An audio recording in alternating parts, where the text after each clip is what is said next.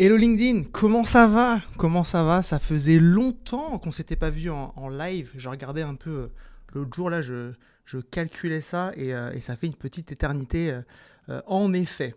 Hop, je remets ça proprement.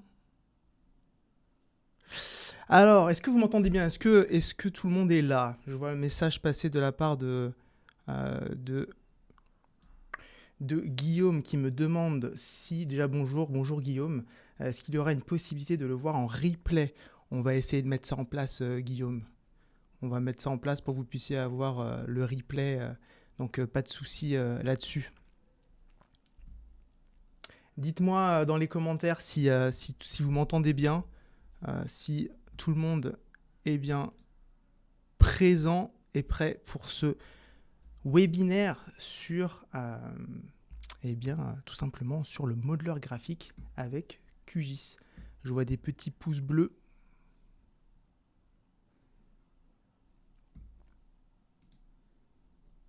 N'hésitez pas à me dire dans les commentaires. Et dites-moi aussi où est-ce que vous êtes. Je suis très curieux.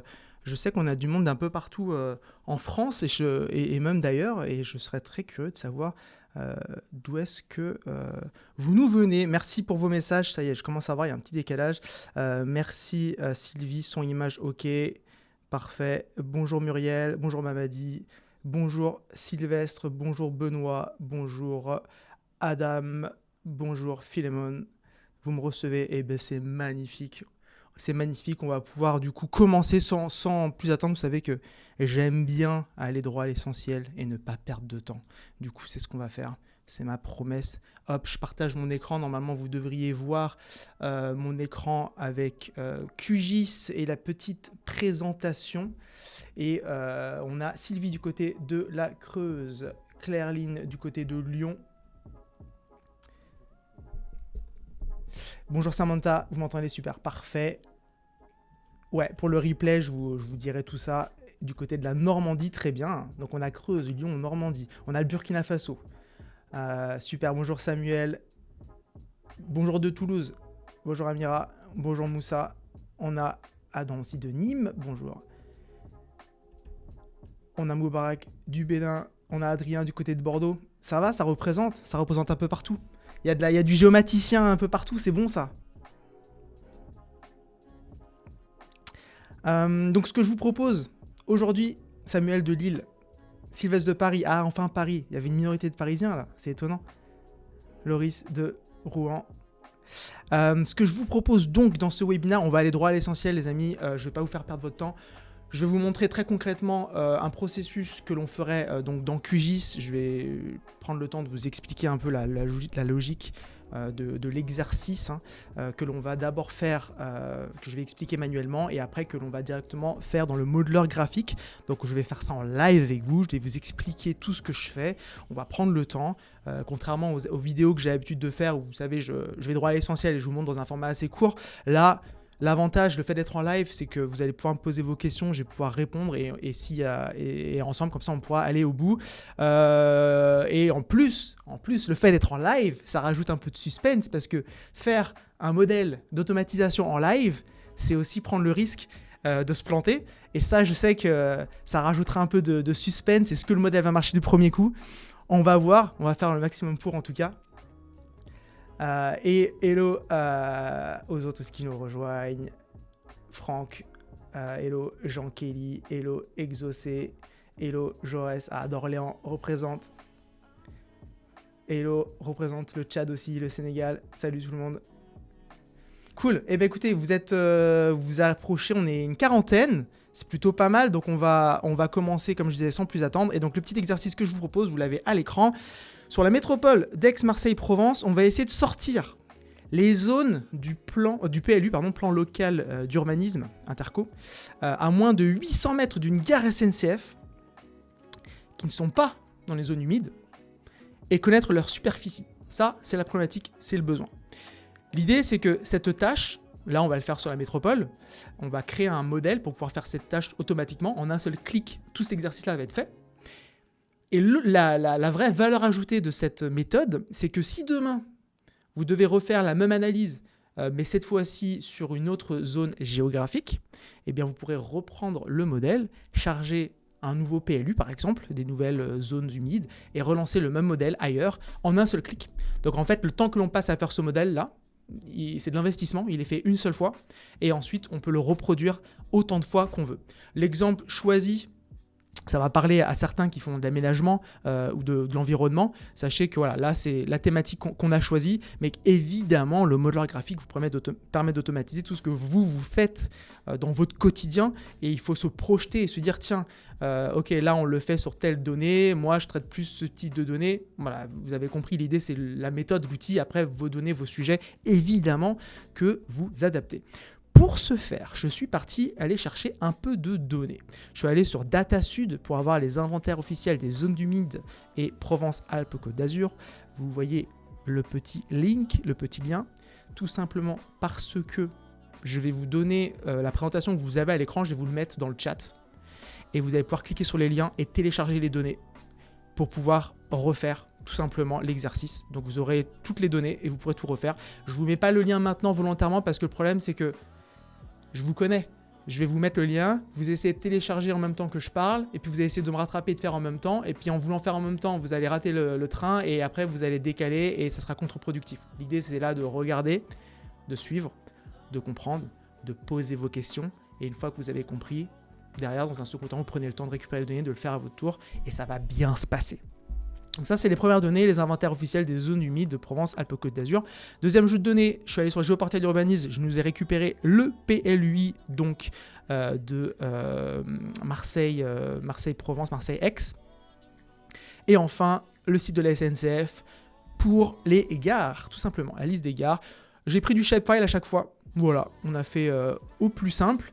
Et oulala, je vous ai spoilé. Je vous ai montré le résultat final. Mais ça, on va le voir, on va le faire. Donc oui, dans la présentation, vous aurez aussi le résultat final pour pouvoir vous aider avec tous les paramètres. Comme ça, vous allez pouvoir avoir le corrigé de l'exercice. Écoutez, avant de se lancer, s'il y a des questions, des remarques, je vous propose d'y aller. Et sinon, dans quelques secondes, on démarre.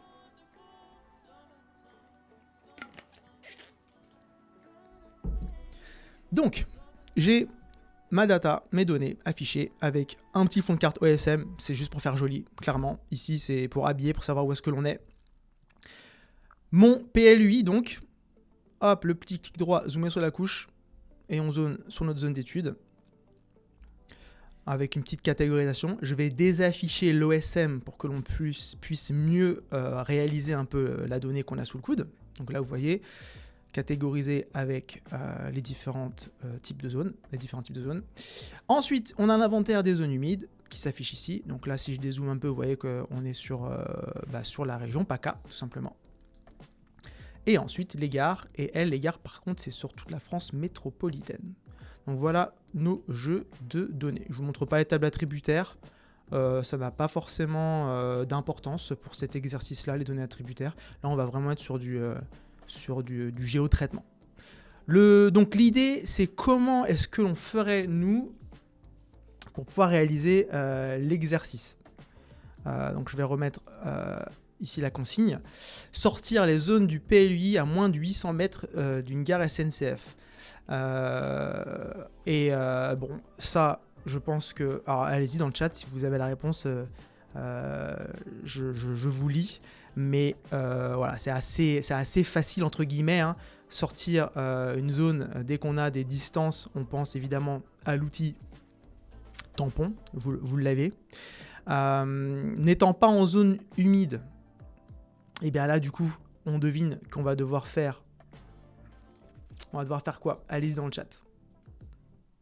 Allez-y dans le chat, dites-moi ce que vous en pensez.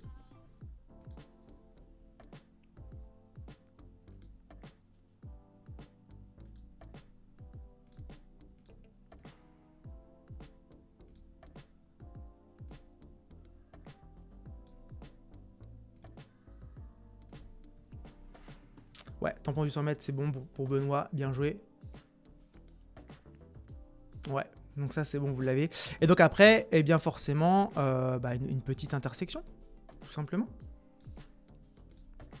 Une petite intersection entre donc, le PLUI et le tampon pour pouvoir sortir donc, notre zone du PLUI qui va être à l'intérieur, donc à 800 mètres de la gare. Et ensuite, on va avoir la différence qui va être faite entre cette intersection et tout simplement notre zone humide.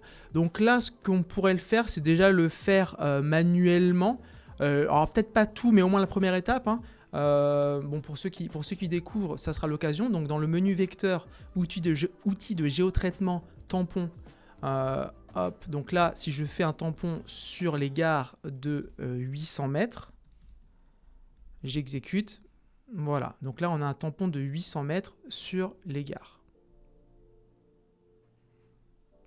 Maintenant, on a dit qu'on voulait garder uniquement les zones du PLUI qui sont à l'intérieur de ce tampon. Pour cela, donc, on va faire une intersection. On va intersecter donc vecteur, outil de géotraitement, intersection. Ce que l'on veut garder, ce qui nous intéresse, nous, c'est le tampon, du coup. Et on va l'intersecter avec donc le PLUI qui est là.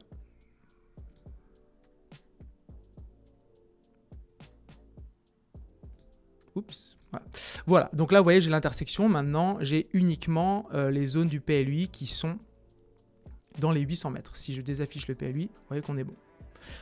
D'ailleurs, si on veut faire un truc joli, style, copier le style. Et sur l'intersection, style, coller le style. Voilà. Comme ça, on a récupéré le style qui était sur le tampon, sur l'intersection.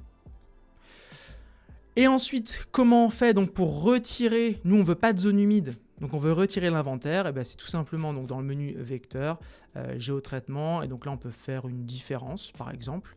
Je veux, moi je m'intéresse toujours donc à mon intersection cette fois-ci, qui est là, et je veux retirer donc les inventaires des zones humides, j'exécute.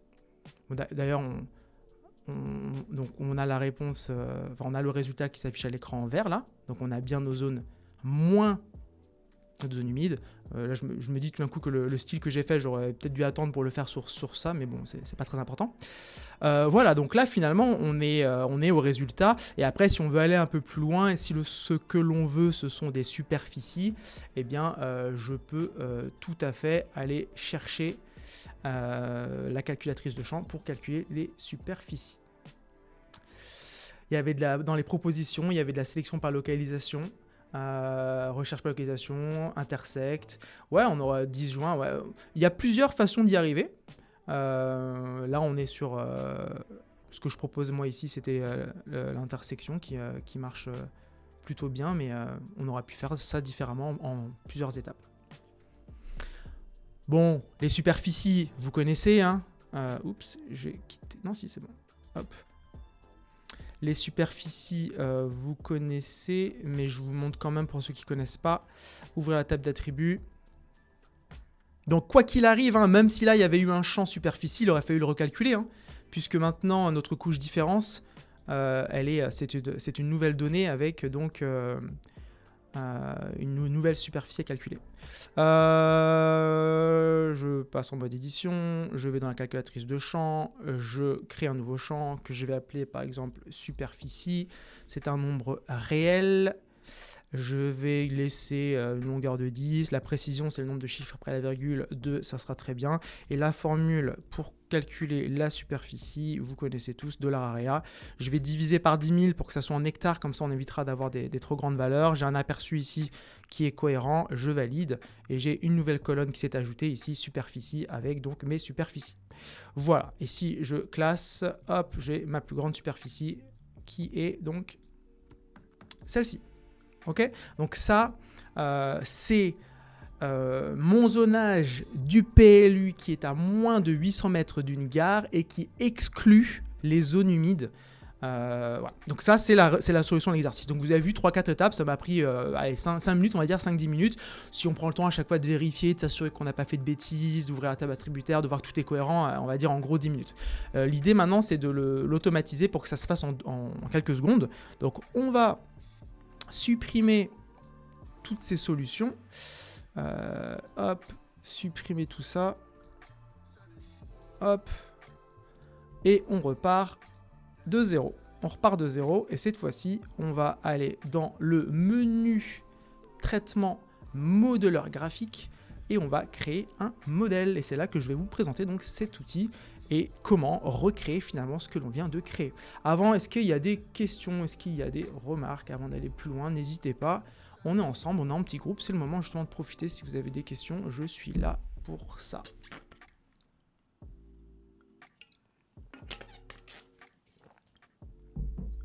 Alors, le modeleur graphique, comment est-ce que ça fonctionne très concrètement?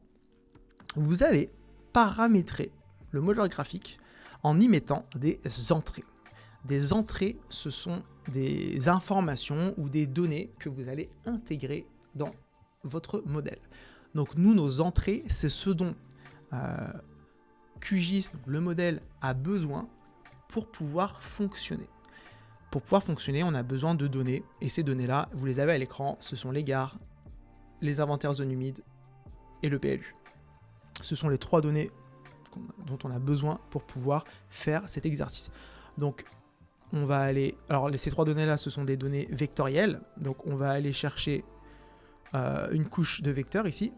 Je double-clique dessus, et ce que je vais renseigner là, ce sont des informations que moi, je visualiserai au moment où je vais vouloir lancer le modèle. Donc description, c'est ce qui va expliquer un peu ce qu'il faut renseigner dans le modèle. Donc si là, dans description, je mets par exemple la couche de les gares ou la couche de gare, on va mettre au pluriel, les gares, et que il faut absolument pour que le modèle fonctionne que mes gares soient sous forme de points, eh bien je vais le mettre comme ceci. Bon, en réalité, une gare, c'est pas un point. Une gare, c'est un... Alors, ici, oui, là, la gare, c'est un point. La donnée de la SNCF nous a proposé des points, mais en réalité, des gares, ce sont des polygones dans la vraie vie. Il y a du surfacique. Donc, je ne vais pas limiter à un point. Je vais mettre géométrie non requise. Enfin, je vais laisser comme ça. Ce qui veut dire que si demain, je veux lancer le modèle avec cette fois-ci des vrais polygones, avec la vraie emprise de la gare, ça fonctionnera. Donc, je laisse comme ça. Je fais OK. Et là, vous voyez, j'ai une première entrée de modèle. Je vais faire la même chose donc pour le PLU, PLUI et donc les zones humides. Donc couche vecteur.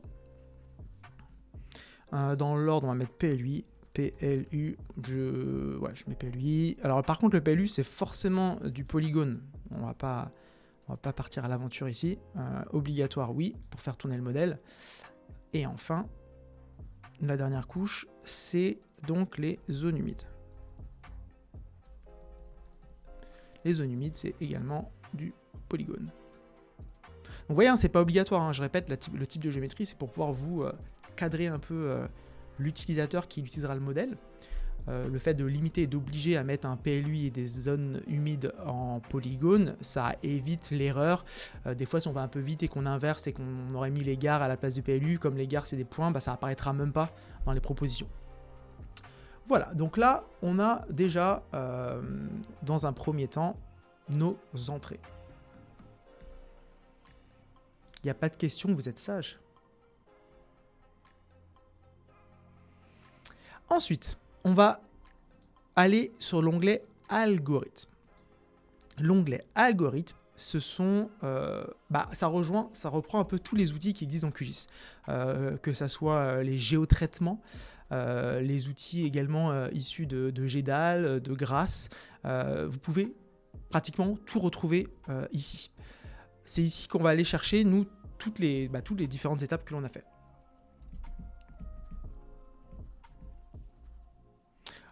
Oui, Samuel, on peut tout à fait aller charger des données issues de base. Ouais. Ça se paramètre différemment en entrée, du coup. Vous verrez, je vous montrerai quand on lance le modèle, finalement, c'est à nous de choisir la donnée que l'on choisit de mettre. Merci pour vos retours, merci Jocelyn. Si c'est très clair, on continue. Donc les algorithmes. Donc nous, la toute première chose que l'on a fait dans l'exercice, c'était de faire un tampon de 800 mètres sur les gares. Eh bien, je vais le reproduire ici. Donc dans algorithme, je vais aller chercher le tampon. Alors je peux partir à l'aventure et aller dans analyse vectorielle, aller fouiller où est-ce qu'il se trouve, ou je peux tout simplement taper le mot tampon et je le retrouve ici. D'ailleurs, je crois que lorsque l'on tape en anglais, il comprend aussi. Vous voyez ? Donc c'est plutôt sympa. Le tampon, on le fait sur quoi? Le tampon, on le fait sur les gares. La distance, on avait dit nous 800 mètres. Et c'est tout. On avait fait juste ça tout à l'heure. Donc là, on fait pareil. Quelque chose qui est très important, lorsque vous allez vouloir créer un modèle comme celui-ci, créez toujours un modèle sur un traitement que vous avez déjà fait manuellement avant. Voilà, on prend pas de risque en tentant, en bidouillant dans le modèle. Non, on l'a fait une fois manuellement, ça a fonctionné, on en fait un modèle. Donc là, quand on a fait le tampon de 800 mètres, on a laissé tout par défaut, la limite d'angle, les segments, ça fonctionnait très bien comme ça. On laisse comme c'est, je fais OK. Et donc là, j'ai mon premier traitement, donc mon tampon sur la gare. Est-ce qu'on peut publier des datas depuis un service REST ou un géoserveur? Alors là, la question c'est est-ce qu'on peut le faire depuis le modeleur graphique? Donc ça veut dire en sortie, est-ce que je pourrais, dans les choix de sortie, lui dire d'aller envoyer ça sur un serveur? Alors oui, on y arrivera, mais je ne crois pas que ça puisse se paramétrer automatiquement depuis le modeleur. Ça, je pense que ça va être dans un second temps, à moins qu'on y ajoute... c'est une bonne question. C'est une bonne question, Mamadi. Je ne suis pas certain. Faudrait regarder. Faudrait regarder si on peut directement, depuis le modeleur, aller le plugger et l'envoyer. Ça doit se faire. Ça doit se faire. On a fait quoi ensuite? Il me semble que l'on a fait une intersection. On a intersecté notre tampon avec notre PLUI. Et bien, c'est parti, on le refait. On cherche intersection. Intersection, il est là. On a intersecté le tampon. Vous voyez là, le tampon n'apparaît pas. Pourquoi? Parce que le tampon n'est pas une entrée du modèle. Les entrées du modèle, c'est gare, PLUI, zone humide.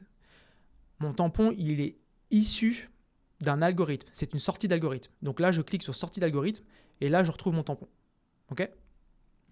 Donc, j'intersecte mon tampon avec PLUI et c'est tout. Hein. On a juste fait ça. Du coup, on valide.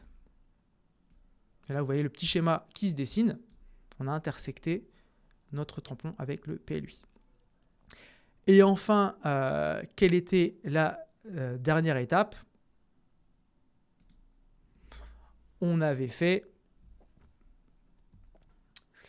récupérer des données depuis un service. Ah oui, en entrée, en données, c'est un peu la même logique où il faut voir si dans le modeleur graphique, on peut charger. On verra ça quand on aura terminé le modèle et qu'on le lancera. Vous verrez qu'en source, pour l'instant, il n'y a que les données issues du projet, mais on va voir ça. On va revenir dessus. Je ne suis pas certain. Ok, il y a d'autres questions?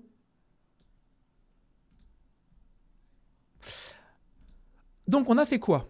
Avec nos zones humides et nos intersections, on a fait une différence. On a fait une différence. On a voulu retirer à notre intersection une zone humide. Encore une fois, l'intersection, c'est une sortie d'algorithme. Donc là, je mets intersection et j'intersecte avec nos zones humides. Tout à fait. Merci beaucoup, Samuel, pour l'aide. C'était bien ça, une différence. Alors, on pourrait arrêter... Non, on va continuer, puisqu'après, il y a la superficie, c'est pas terminé. Donc, je fais OK. Alors, pourquoi je réfléchis à voix haute là? Parce que sur chaque géotraitement, vous avez la possibilité ici d'en créer un résultat et d'exporter un résultat. Vous allez voir que tout ce que l'on fait là, en fait, ça ne va pas produire de résultat. Il faut ici mettre un nom pour que ça génère de la donnée. Mais comme là, on n'a pas encore fini, on va s'arrêter là, puisque l'étape d'après, c'est la superficie. Voilà pour ça. Et j'étais en train de me dire que ça manquait un peu de musique. Est-ce qu'on se mettrait pas une petite musique de fond là? Tac, un petit truc comme ça, voilà, c'est un peu plus sympa. Voilà pour cette étape-là. Et enfin, la toute dernière étape, c'était quoi? C'était le champ superficie. Comment on a fait? On a utilisé donc la calculatrice de champ. Et dans cette calculatrice de champ, donc on l'a fait sur le résultat donc, qui s'appelle différence. Donc je vais dans différence. Différence, c'est quoi? C'est une sortie d'algorithme. Différence, le nom du champ, on l'avait appelé sup comme superficie. On avait mis un nombre réel. Oui, décimal, pardon. Nombre décimal. La longueur du champ, on avait mis 10. Et après, en termes de précision, c'est-à-dire de chiffre après la virgule, on avait mis 2. Et l'expression $area divisé par 10 000, 1, 2, 3. Voilà. Donc il n'y a pas d'aperçu évidemment, parce qu'il n'y a pas encore la donnée. Je fais... Et non, je fais pas OK. Cette fois-ci, c'est notre résultat final. Donc ici, je mets un nom. Je l'appelle final comme résultat final. De toute façon, ça, c'est ce qui va apparaître en couche temporaire. Je valide. Et j'ai mon schéma qui est terminé. Là, je viens de recréer ce que l'on a fait juste avant. Tous ceux là, j'ai vu passer dans le chat des géométriciens que je connais très bien. Si vous avez vu des petites erreurs, des petites coquilles, il faut le dire, parce que là, je vais appuyer sur lecture pour lancer le modèle. Et si ça ne marche pas, c'est compliqué là. Hein, mais je pense qu'on est pas mal, je pense qu'on est bon. Pas de, non, je vois qu'il n'y a pas de... Je regarde s'il y a des questions, des remarques. Est-ce qu'on est parti pour lancer le modèle? Ah oui, petit on va quand même peut-être l'enregistrer. Donc, on lui donne un nom. Un groupe. Ici, on a dit que c'était quoi? C'était... Bon, non, on va faire ça différemment. Le groupe, c'est webinaire. Et le nom, c'était démo... peu importe, démo. Je peux appuyer sur enregistrer pour l'enregistrer. Je vais le faire, hein, je l'enregistre. Hop, ça m'ouvre. Mon navigateur s'est enregistré. On est parti pour le tester. Exécuter le modèle. Et c'est à ça que ça ressemble, exécuter le modèle. J'ai cette fenêtre qui apparaît et je dois charger mes données. Donc ma couche de gare, c'est quoi? C'est mes gares. Mon PLUI, c'est quoi? C'est ma zone urbaine. Ma zone humide, c'est quoi? C'est mes inventaires. Vous voyez là, dans PLUI, j'ai que 2 choix. Il ne me propose pas gare parce que j'avais j'avais obligé à ce que le PLUI soit du polygone. Donc ça m'affiche que les possibilités polygones. De même pour zone humide. Okay, et donc là, c'est ce que je disais, c'est ce que je répondais à Mamadi par rapport à la question. C'est ici que je peux faire sélectionner un fichier ou rechercher une couche. Donc là, vous voyez, sur ce modeleur-là, en fait, c'est des données que je peux aller chercher depuis mon ordi ou qui sont dans le projet. Mais je ne peux pas plugger ici des données issues d'un serveur. À ce niveau-là, en tout cas. Allez, on est parti. Suffisamment de suspense, on exécute. Alors là, il va y avoir des petits messages d'erreur. Normalement, c'est normal. Ça va être des erreurs de géométrie sur la couche inventaire, qui n'est pas très très propre. Bonjour, monsieur Stéphane Roll. Comment allez-vous? Un plaisir de t'avoir parmi nous. Donc voilà, j'ai exécuté. La couche finale apparaît.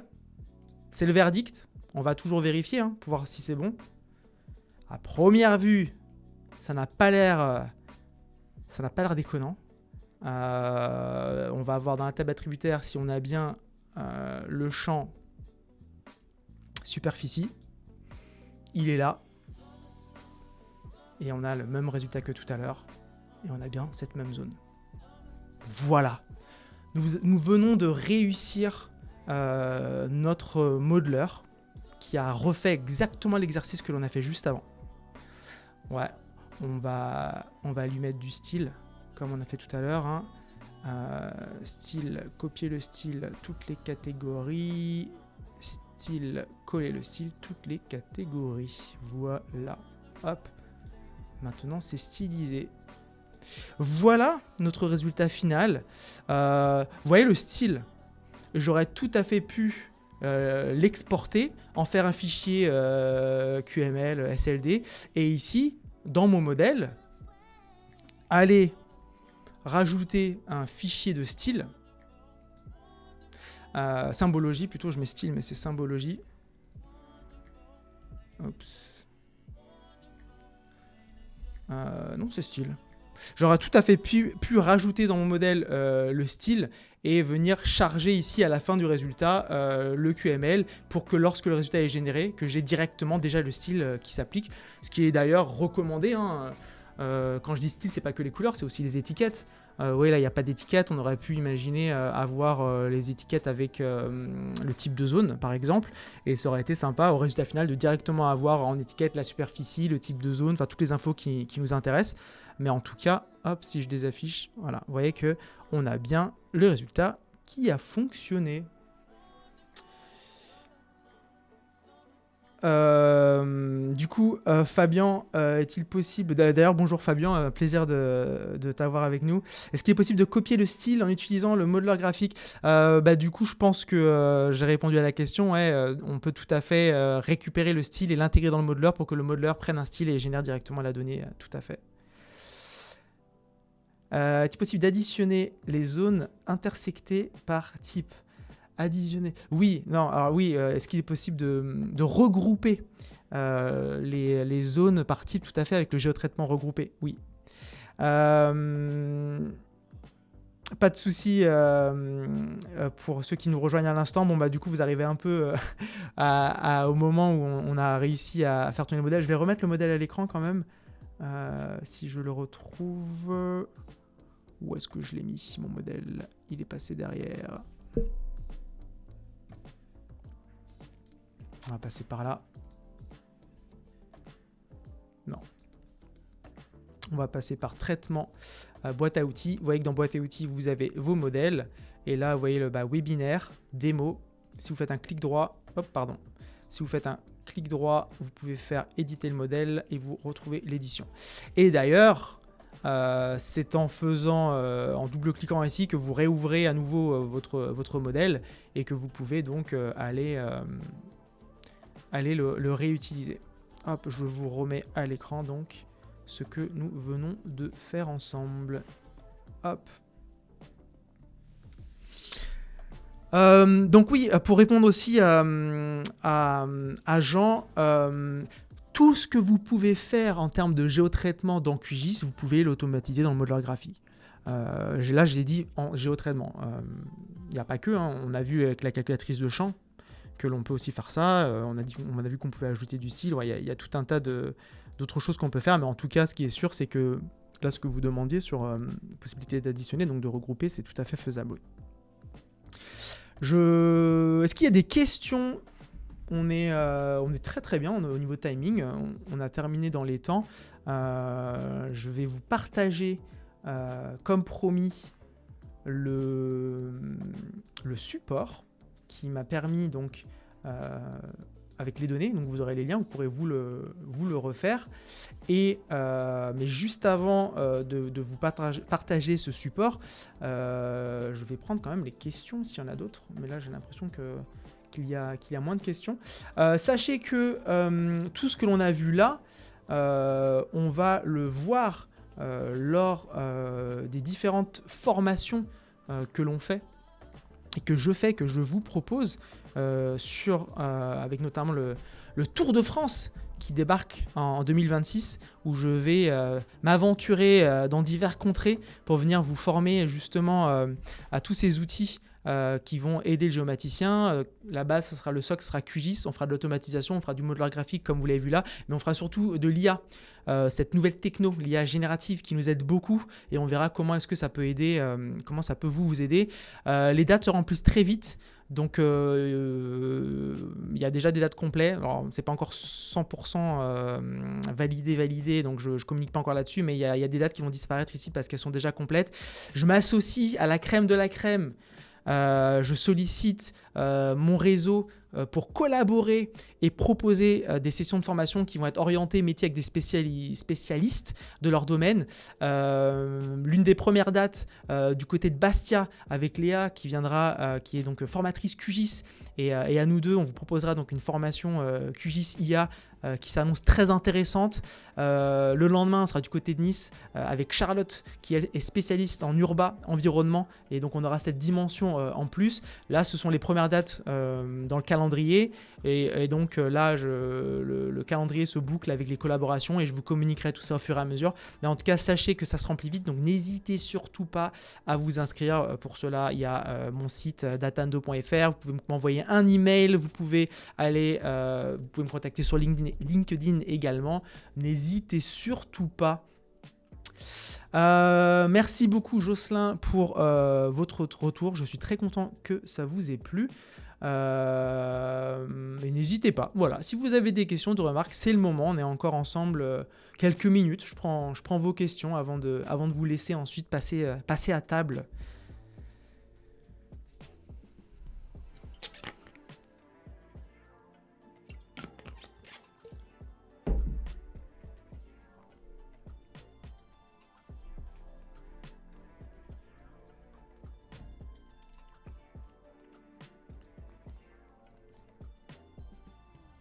Il y en a parmi vous qui connaissaient déjà le modeleur graphique, mais qui n'avaient encore jamais, qui ont encore jamais osé parce que peut-être un peu pas sûr de comment le déployer, comment le mettre en place.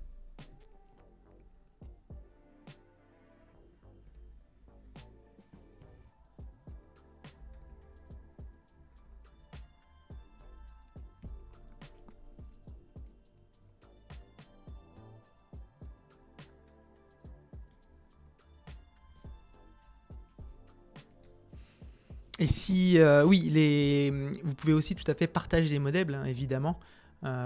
Et oui, le support, comme promis, hop, je vous mets ça dans le chat. Hop, partager, copier.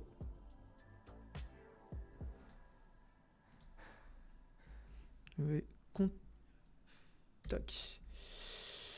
Voilà le nom, le lien me paraît un peu long. Est-ce que quelqu'un peut juste me valider, cliquer sur le lien et me dire que ça fonctionne bien? Il me paraît un peu long. Mais je pense quand même que c'est ça. Il y a un algo PostgreSQL exécuter SQL. Est-ce que cela signifie que l'on peut lancer des requêtes dans Postgre depuis... Ouais, j'ai pas fait, Samuel, mais la logique est là. Il faudrait tester. Je préfère pas dire de bêtises puisque je l'ai pas fait, mais il faudrait tester, la logique est là. Samantigi, Rouen n'est pas encore prévu. J'ai pas encore prévu Rouen. S'il y a de la demande, je rajoutais, mais pour l'instant, sur la carte, le plus proche de Rouen, ça va être la capitale, hein, pour l'instant. Mais s'il y a de la demande, évidemment, je rajouterai des dates. Benoît, je connaissais, mais pas suffisamment utilisé pour le déployer. Merci pour cette mini formation. Avec plaisir, Benoît. Avec plaisir, Sylvie. Ouais, en termes de gain de temps, c'est pas mal. Et alors, il y a l'argument gain de temps, c'est le premier auquel on pense. Et il y a un autre sujet encore plus important, à mon avis, que le gain de temps, c'est fiabiliser ces process. C'est-à-dire qu'une fois que là, votre modèle, vous savez que voilà, on fait tampon 800, intersection, différence, et ça tourne et ça fonctionne, vous savez que lorsque vous lancerez ce modèle, ça fonctionnera de la même manière. Alors que s'il fallait le faire manuellement, et ben peut-être que le 800 mètres, vous allez mettre 800, puis ce sera kilomètres, et puis vous allez vous rendre compte, ah mince, je me suis trompé. Peut-être que dans le PLU intersection, vous allez aller un peu vite, il y aura une entité sélectionnée, ça va intersecter uniquement sur ce qui est sélectionné. Enfin voilà, le risque d'erreur, on le connaît, il est toujours là, ce genre de traitement. Le fait d'avoir un modèle, oui évidemment il y a le gain de temps qui est incroyable, mais il y a surtout la possibilité de fiabiliser ces différents process. Geek, vous venez d'arriver, il y aura un replay, ne vous inquiétez pas, je vous partagerai ça, je vous enverrai le lien notamment dans ma newsletter si vous êtes pas encore sur ma newsletter, déjà c'est pas bien, et sinon vous avez le lien, tout ce qu'il faut sur mon profil LinkedIn, et je vous enverrai tout ça, et aussi tant que vous êtes encore là, un message important que je voulais communiquer, donc là vous êtes une quarantaine à avoir suivi ce live, juste pour vous dire que bravo à vous en fait, bravo à vous parce que vous faites partie de ceux en géomatique qui prennent le temps sur leur pause déj d'avoir cette curiosité, cette ouverture d'esprit de découvrir des outils ou de les redécouvrir pour s'améliorer, gagner un peu de temps, se fiabiliser, et ça, faut pas le négliger. Je vois passer beaucoup de choses sur les réseaux, beaucoup de personnes qui ont un avis sur la formation. On est tous d'accord que se former, c'est ce qu'il faut faire, c'est bien, monter en compétences, et la réalité c'est qu'on n'a pas toujours le temps et qu'on met ça un peu de côté. Bravo à vous d'avoir passé 3 quarts d'heure ensemble et d'avoir pris du temps pour apprendre. Vous voyez que finalement, il suffit de 45 minutes pour découvrir. Vous avez les données maintenant, vous avez même la solution dans le support. À vous maintenant de tester. Si vous avez des questions, évidemment, ma messagerie est toujours ouverte. Je vous répondrai avec plaisir dans la mesure du possible. Et voilà, donc voilà, c'était le petit mot que je voulais transmettre. Bravo de vous former. C'est bien, il faut le dire.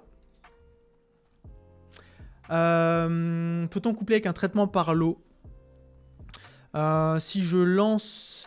c'est un peu... En fait, le traitement par l'eau, il faudrait l'intégrer directement directement ici, en fait, dans les paramètres. Parce que sinon, lorsque je lance mon modèle... ici, j'ai une seule couche.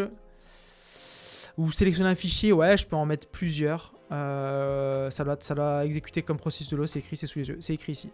Donc la réponse est oui. La réponse est oui, on peut tout à fait exécuter comme processus de l'eau. Ok Benoît, ouais, vous avez utilisé il y a quelques années, mais depuis FME, ouais. C'est vrai que FME alors, va faire évidemment bien plus que ça. Bon après il y a le sujet de nous sortir de QGIS finalement. FME ça va être très puissant aussi pour connecter différents outils, différents fichiers entre eux. Là on est dans QGIS. Là vraiment c'est on a des données dans QGIS, on a l'outil dans QGIS et on exécute dans QGIS.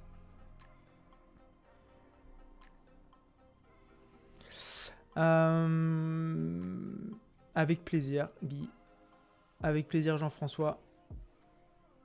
Avec plaisir Sylvie. Très bien, très bien. Donc on va arriver au bout. Comme je disais, bravo à vous d'avoir été là. Je vous souhaite de très belles fêtes de fin d'année. Et pour ceux qui ont la chance d'avoir des vacances, profitez-en. Prenez le temps d'apprendre, de bouquiner, de vous documenter. Des fois, ça fait du bien aussi cette période d'avoir un peu de recul pour se réorienter, mettre l'accent sur les sujets qui vous parlent le plus. Peut-être que vous adorez faire des traitements à la main dans QGIS et tant mieux. Peut-être que vous cherchez à mettre un peu d'automatisation. Peut-être que vous voulez passer à l'étape Python. Vous savez que ce qu'on vient de faire là, on aurait pu le faire en un script Python. C'est un peu plus complexe évidemment, faut connaître le langage, mais c'est tout à fait possible. Il y a plein de façons d'arriver à destination. Le sujet, c'est de choisir votre moyen de locomotion. C'est joli ça, c'était pas préparé. Voilà. S'il n'y a plus de questions, je vais vous dire à bientôt. Je vous remets le petit QR code avec la petite carte qui va bien. N'oubliez pas de venir nous rejoindre dans le train, dans l'aventure, se former en 2026 à QGIS et à l'IA. Je vous y retrouverai avec plaisir. En attendant, très très bel après-midi, c'est vendredi. La plus belle des après-midi en semaine. Très bon week-end également. Très bonne fête, ceux qui célèbrent les fêtes. Et voilà, j'espère que ça vous a plu. N'hésitez pas à me dire, je suis encore là quelques secondes. Si vous avez quoi que ce soit, des remarques, je les prends. Et lorsqu'on aura fait le tour, je clôturerai.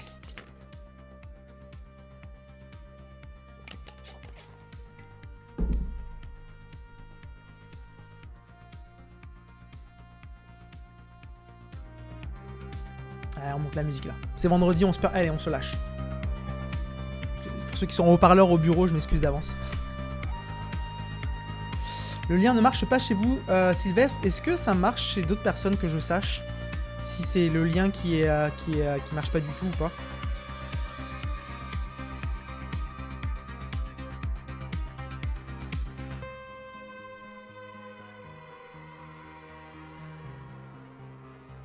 Merci Karim.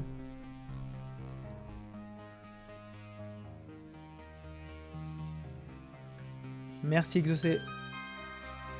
Samuel, je vois que vous partagez le lien, c'est que ça a l'air de marcher. Merci beaucoup pour le relais. Merci Adrien. Merci à vous d'avoir été présent. Merci Clairline. Bon week-end également. Avec plaisir. Merci beaucoup Jocelyn pour le message. Ça m'a fait plaisir. Très bonne continuation à vous également. C'est pas trop fort la musique là? Ah, je me dis que si vous restez encore, c'est que vous voulez entendre de la musique là. Avec plaisir, Samuel. À très vite.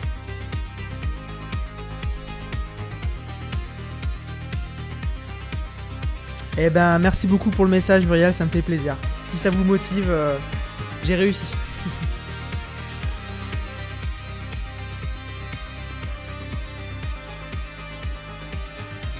Très bien. Avec plaisir, Adam. Ah, Sylvie, apparemment, merci pour l'info. Apparemment, il faut copier-coller le lien dans le navigateur. Ah oui, si vous cliquez sur le lien directement depuis LinkedIn, ça ne fonctionne pas. Ok, d'accord, très bien. Donc, il faut copier-coller. Alors, ok. Ok, merci pour l'info. Le lien fonctionne, merci beaucoup, Benoît. Il faut le copier-coller, ok, cool.